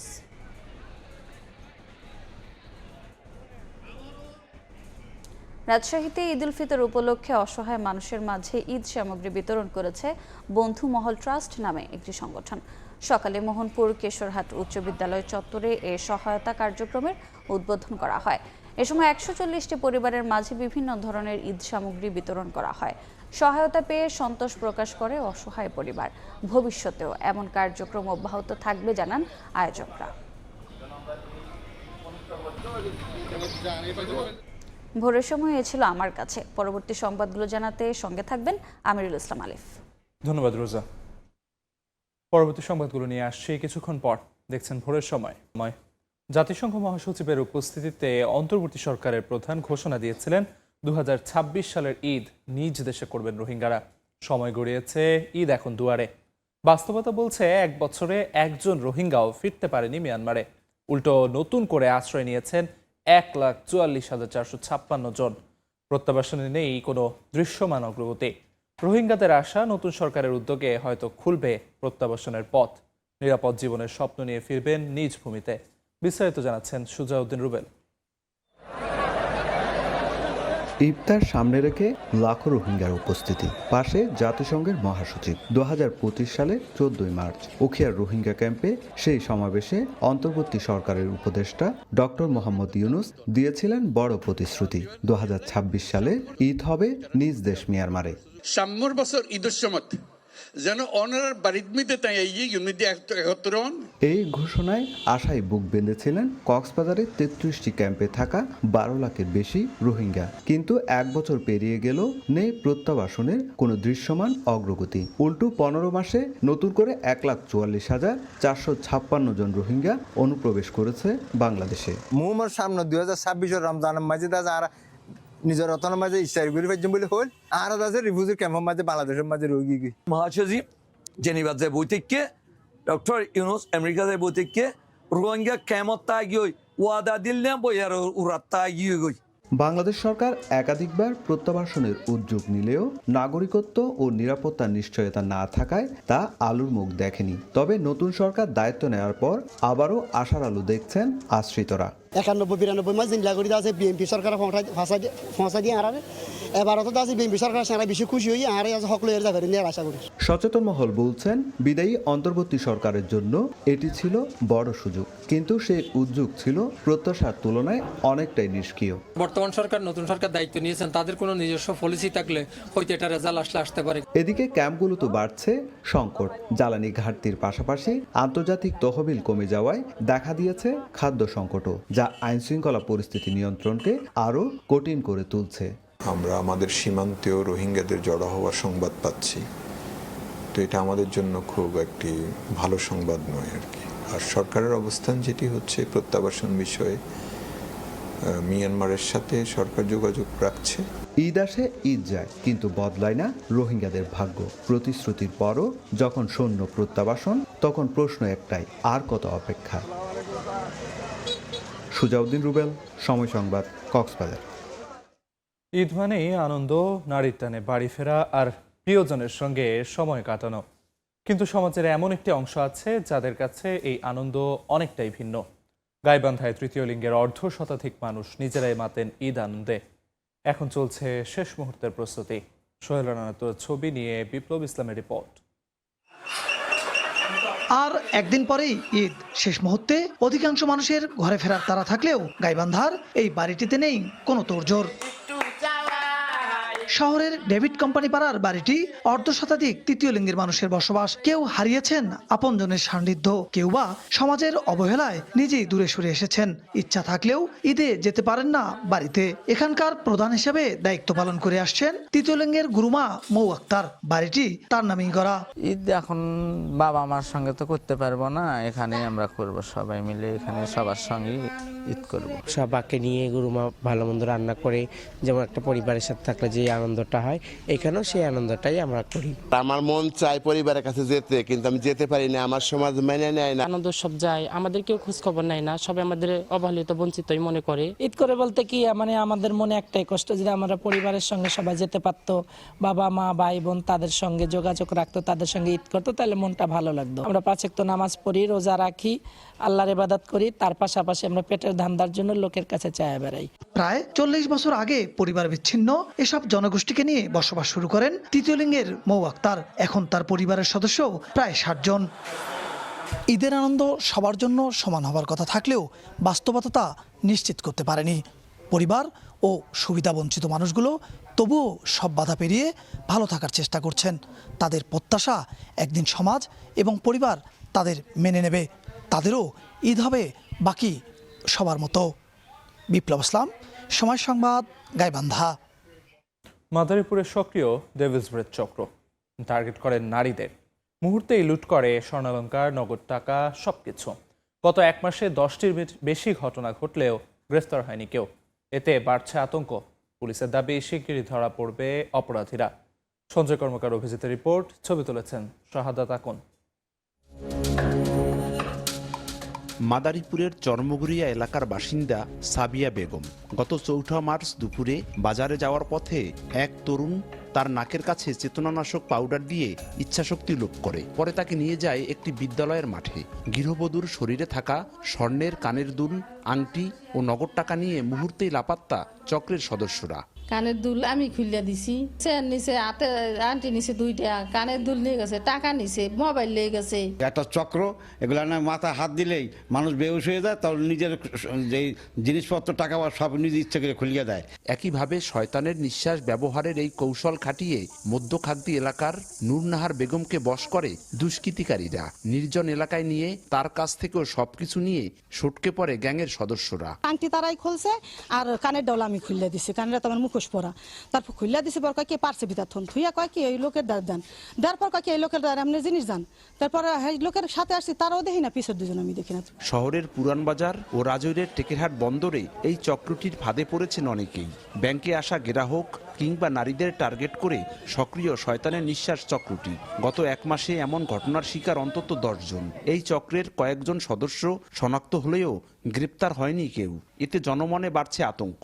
এমনও হইতে পারে 2 দিন পর বাসা বাড়িতে যে মহিলারা থাকে তাদের উপরও এই এফেক্টটা পড়তে পারে। প্রশাসনের দৃষ্টি আকর্ষণ করে বলতে চাই, তারা জানি এটা পদক্ষেপ নেয়।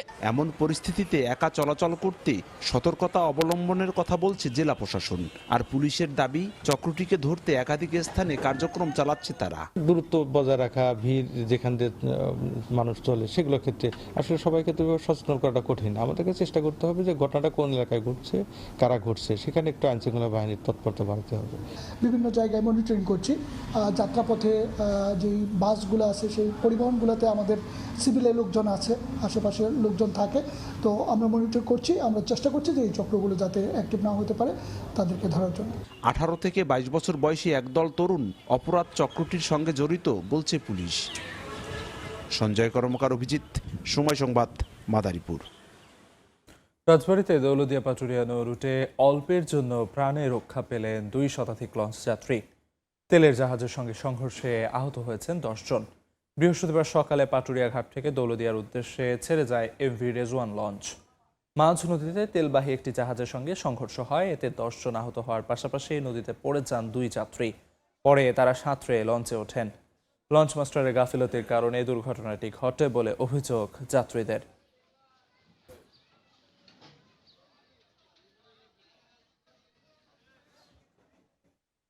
গাইবান্ধায় ঢাকা রংপুর মহাসড়ক থেকে উদ্ধার করা হয়েছে অজ্ঞাত নারীর মরদেহ। স্থানীয়রা জানান, সকালে পলাশবাড়ির ব্রাক মোড় এলাকার মহাসড়কে মরদেহ পড়ে থাকতে দেখলে জানানো হয় থানায়। খবর পেয়ে মরদেহ উদ্ধার করে পুলিশ। ধারণা করা হচ্ছে রাতে মহাসড়কে যানবাহনের চাপায় নিহত হন ওই নারী। ময়নাতদন্তের জন্য মরদেহ পাঠানো হয়েছে জেনারেল হাসপাতাল মর্গে। নিহতের পরিচয় শনাক্তের চেষ্টা চলছে বলে জানিয়েছে পুলিশ।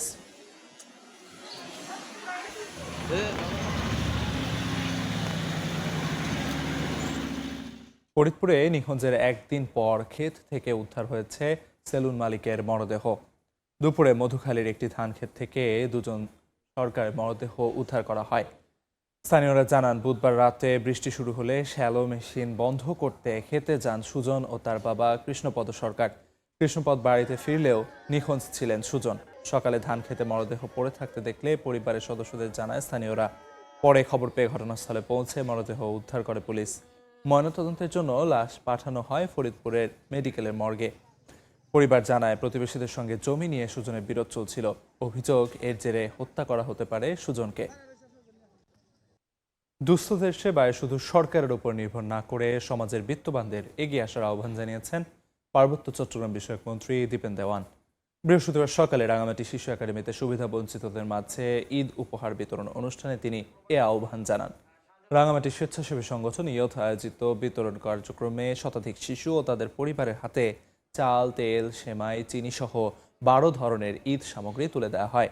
পরে মন্ত্রী মেহেদি উৎসবের উদ্বোধন করেন।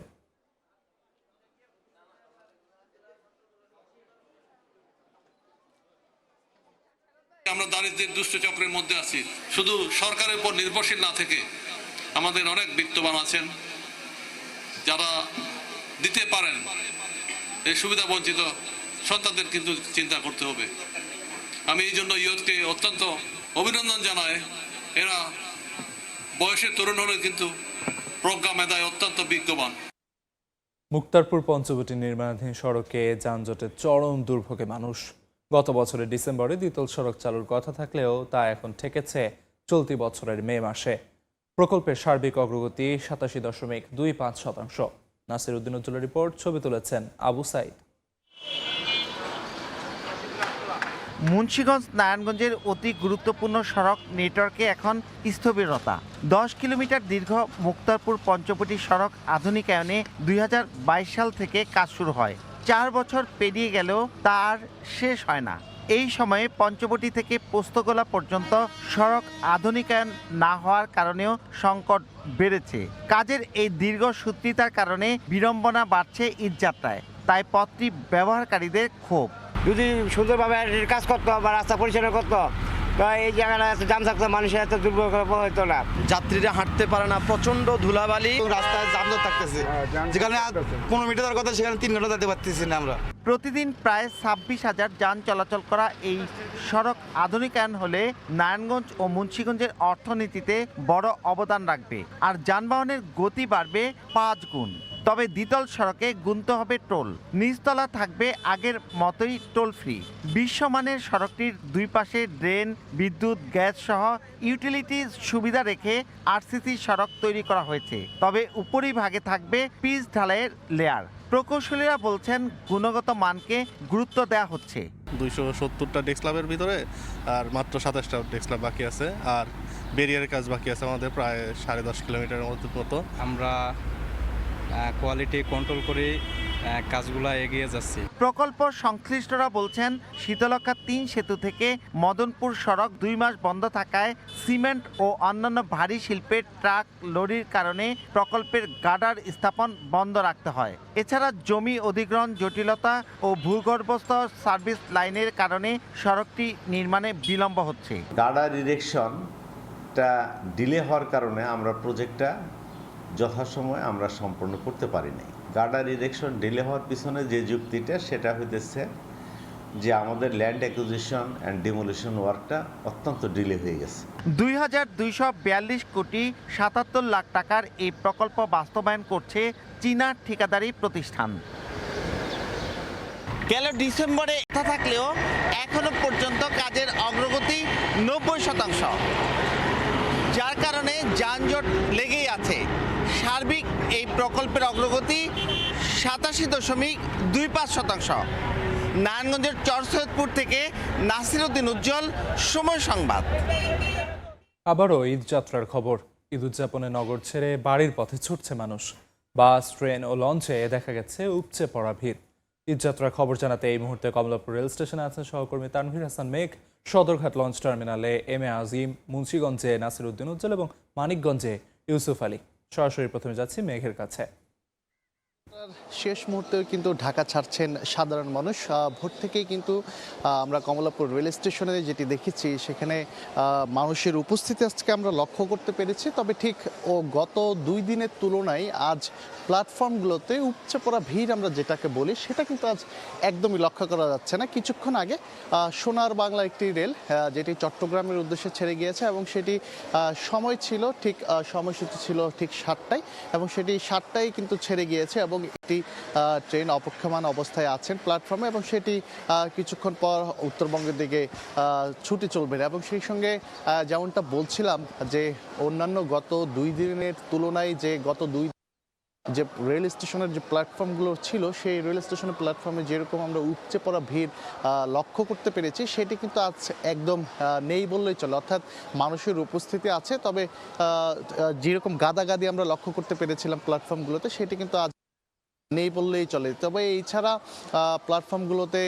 সহায়তা কেন্দ্র থেকে শুরু করে আইনশৃঙ্খলা বাহিনীদেরকে আমরা দেখেছি অনেকটা তৎপর অবস্থানে রয়েছে এবং গত যে 2 দিন আমরা যেমনটা বারবার বলছিলাম যে ঈদযাত্রা একদম শেষ মুহূর্তেই কিন্তু কমলাপুর যে রেল স্টেশন ছিল সেটি কিন্তু অনেকটা জনসমুদ্র ছিল এবং উত্তরবঙ্গে ছেড়ে যাওয়া প্রতিটি রেল লাইন কিন্তু ছাদভর্তি যাত্রী এবং উপচে পড়া ভিড় যেমনটা ছিল সেটির একদম প্রতিচ্ছবি আজকে নেই বললেই চলে। তবে শেষ মুহূর্তেও নারীর টানে যে বাড়ি ছুটে চলা সেটি কিন্তু সাধারণ মানুষ যারা রয়েছেন তারা কিন্তু তাদের যে আত্মীয় স্বজন প্রিয় মানুষের সাথে ঈদ করার জন্য কিন্তু তারা চেষ্টা চালিয়ে যাচ্ছেন যে একদম শেষ মুহূর্তে যে যেভাবে পাচ্ছেন যে বাড়িতে পৌঁছানোর জন্য সেটি কিন্তু প্রতিচ্ছবি কিন্তু লক্ষ্য করা যাচ্ছে এবং আমরা দেখতে পাচ্ছি প্ল্যাটফর্মে অনেকে কিন্তু এখনও ট্রেনের অপেক্ষায় আছেন এবং সেই সঙ্গে প্রিয়জনের সঙ্গে ঈদ করার জন্যই মূলত এই অপেক্ষার ভিড় কিংবা যে উপস্থিতি সেটি আমরা লক্ষ্য করতে পারছি এবং সেই সঙ্গে আমরা দেখতে পাচ্ছি যে এই যে প্ল্যাটফর্ম বলছিলাম যে গত 2 দিন আমরা যেমনটা ভিড় দেখেছিলাম সেই ভিড় কিন্তু আজ একদমই নেই বললেই চলে, এবং সেই সঙ্গে আমরা দেখতে পাচ্ছি যে আজ সাধারণ মানুষের উপস্থিতি রয়েছে, তবে একদম উপচে পড়া ভিড় যেটাকে বলে সেটি কিন্তু আমরা লক্ষ্য করতে পারিনি। তো এই ছিল আমার কাছে কমলাপুর রেল স্টেশন থেকে সর্বশেষ। আমরা একটু আপনাদেরকে এখন নিয়ে যেতে চাই সদরঘাটে, সেখানে খবরাখবর জানাতে আমার আরেক সহকর্মী আছেন আজিম, আমরা তার কাছ থেকে বিস্তারিত একটু জানার চেষ্টা করব। আজিম। ঈদ স্বজনদের কাছে না ফিরতে পারলে যেন ঈদের যে আনন্দ সেটি যেন পূর্ণতা পায় না, সেই চিত্রই কিন্তু আমরা দেখছি যে সদরঘাটে এই মুহূর্তে রয়েছে।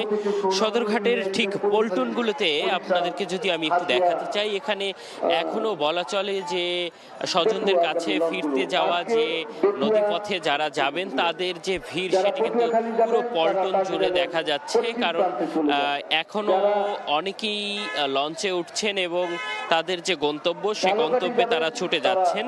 এই মুহূর্তে আমরা যে পল্টনটিতে রয়েছি এখানে মূলত ভোলা, হাতিয়া সহ বিভিন্ন জায়গায় লঞ্চ ছেড়ে যায় এবং ভোরের আলো ফোটার সাথে সাথেই কিন্তু এই পল্টনে হাজারো মানুষ এসে ভিড় করেছেন। এবং আজকের চিত্রটা যদি একটু বলতে চাই, সেক্ষেত্রে লঞ্চ থেকে কিন্তু মাইকিং করে বলা হচ্ছে লঞ্চ ভোরে গেলেই আসলে লঞ্চটি ছেড়ে দেওয়া হবে, এবং সেই কারণেই কিন্তু যে যেখানে পারছেন উঠছেন এবং উঠে বসছেন। এবং আমরা যাত্রীদের সাথে কথা বলেছি, তারা যেটি বলছেন যে তারা আসলে ঠিক কর্মব্যস্ততায় অনেকটা আগে যেতে পারেননি, এবং সেক্ষেত্রে ঠিক ঈদের আগের দিন বলা চলে যে আজকে তারা তাদের স্বজনদের কাছে ফেরার জন্য তারা আসলে এই ঘাটটিতে এসেছেন, এবং এখানে এসে তারা যে লঞ্চগুলো পাচ্ছেন সেটি নিয়ে কিন্তু তারা সন্তোষ প্রকাশ করেছেন, কারণ তারা ভাবতেছিলেন যে আজকে আসলে সকাল থেকে লঞ্চ পাওয়া যাবে কিনা। একটি বিষয় আপনাদেরকে জানিয়ে রাখি, যে কিন্তু লঞ্চ চলাচলের যে নিয়ম সেটি কিন্তু বলা চলে অনেক রুটেই কিন্তু সন্ধ্যার পর বা বিকেলে লঞ্চগুলো চলাচল করে। সেক্ষেত্রে দেখা যায় যে আজকে ঈদের ঠিক আগ মুহূর্তে এসে যেহেতু সকাল থেকেই লঞ্চ চলাচল করছে বিভিন্ন রুটে, সেক্ষেত্রে কিন্তু তারা খুবই খুশি এবং নদীপথে তাদের যে স্বাচ্ছন্দ্যময় যাত্রা সেটি তারা করতে পারছেন।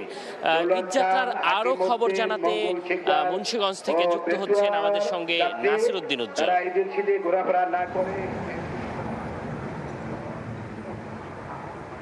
রাত পোহালে ঈদ, তাই শেষ মুহূর্তে বাড়ির পানে যাচ্ছেন মানুষ। দক্ষিণের দুয়ার মাওয়া দিয়ে পদ্মা সেতু অতিক্রম করে কিন্তু আমরা দেখছি ভোর থেকেই অনেকে মোটর বাইকে এবং বিভিন্ন যানবাহনে বাড়ির পানে যাচ্ছেন, এবং তাদের নানা রকম কর্মব্যস্ততা থাকবার কারণে এরই মধ্যে যেতে না পারবার কারণে কিন্তু যাওয়া, এবং অনেকের পরিকল্পনা অনুযায়ী কিন্তু ঈদের আগের দিন যাচ্ছেন। এবং এখানে যে এই সিয়াম সাধনার 30 দিন পূর্ণ হয়েছে, এটি যেমন তাদের আনন্দের, একই সঙ্গে যে এই ঈদটি যে তারা একটু সময় নিয়ে করতে পারছেন, এবং এই জন্য কিন্তু অনেকে আনন্দিত, উদ্বেলিত। এবং এখানে যে পদ্মা সেতু কর্তৃপক্ষ তারা বলছেন যে গেল 24 ঘন্টায় কিন্তু এখানে 39,000-এরও বেশি যান পারাপার হয়েছে, যেখান থেকে 4,48,00,000 টাকার তাদের রাজস্ব আয় হয়েছে, এবং গেল 3 দিনে কিন্তু প্রায় 14 কোটি টাকার কাছাকাছি তাদের টোল আদায়ের পরিমাণ। এবং এই যে ঈদ একদিন যে টার্গেট ছিল শুক্রবার, সেটি শনিবার হওয়ার কারণে কিন্তু চাপটা অনেকটা সামাল দেওয়া গেছে। একই সঙ্গে এখানকার যে পদ্মা সেতুর যে বুথ বাড়িয়ে দেওয়া, একই সঙ্গে চ্যালেঞ্জ যেখানে ছিল সেখানে বাস বে তৈরি করা, এমন নানা রকম পরিকল্পনার কারণে কিন্তু এখানে এবার অনেকটাই স্বস্তি ছিল।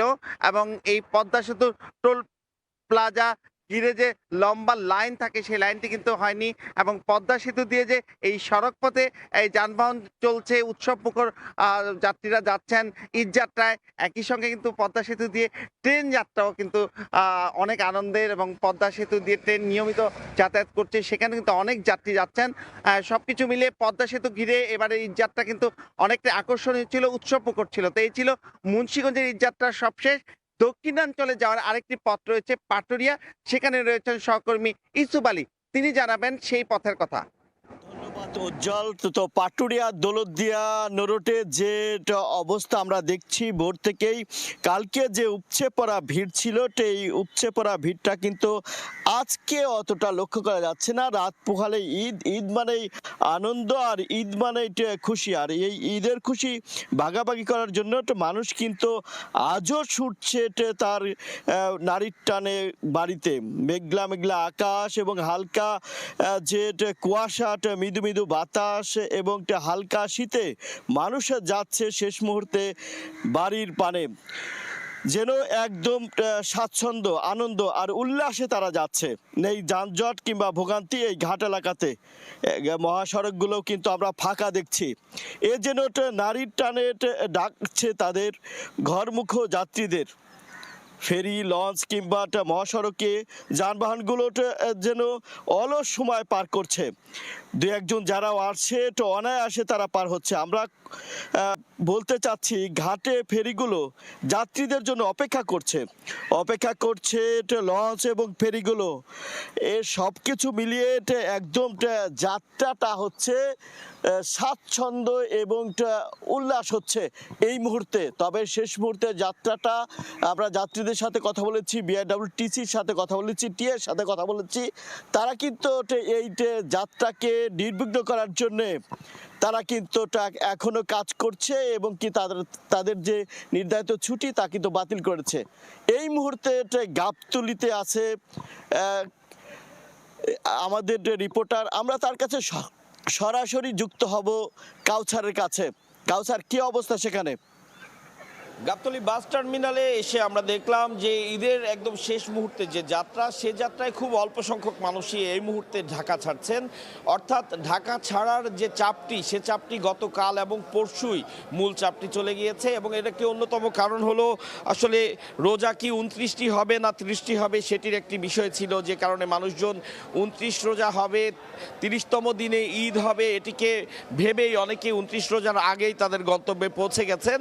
এবং আজ যারা যাচ্ছেন মূলত তাদের হয়তো কারো কাজ ছিল বা ছুটি পেতে কিছু সমস্যা হয়েছে, সব মিলিয়ে একদম শেষ মুহূর্তে আজ তারা যাচ্ছেন। তো যে কারণে এই মুহূর্তে দেখতে পাচ্ছেন গাবতলীতে আসলে যাত্রীদের চাপ খুব একটা নেই, কাউন্টারগুলো খালি।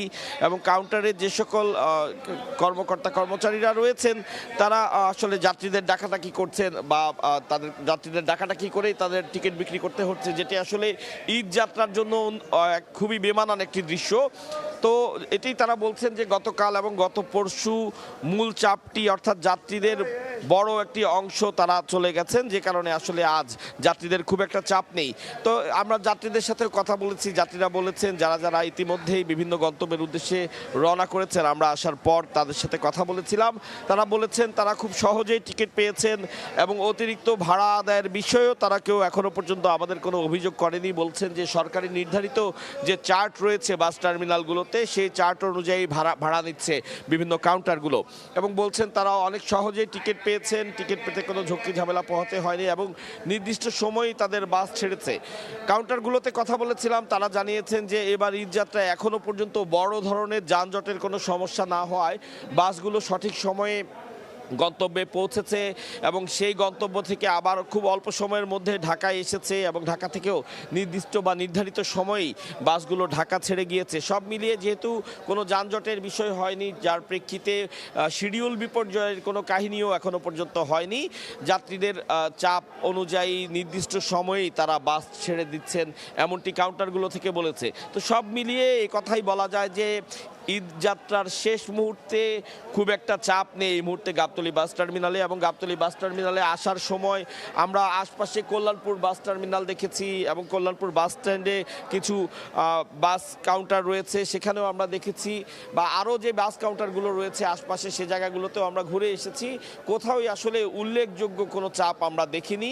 অর্থাৎ যে বিষয়টি আগে বলছিলাম যে উল্লেখযোগ্য যাত্রী যারা ঈদের উপলক্ষে ঢাকা ছাড়ছেন, গতকাল এবং গত পরশুই তাদের বড় সংখ্যাটি ঢাকা ছেড়েছেন এবং এখন পর্যন্ত নির্বিঘ্নেই ঈদ যাত্রা চলছে। তো এই ছিল গাবতলী বাস টার্মিনাল থেকে সড়ক পথে ঈদ যাত্রার সর্বশেষ তথ্য আমার কাছে। দেশের নানা প্রান্ত থেকে ঈদ যাত্রার সবশেষ খবরাখবর জানাচ্ছিলেন সহকর্মীরা।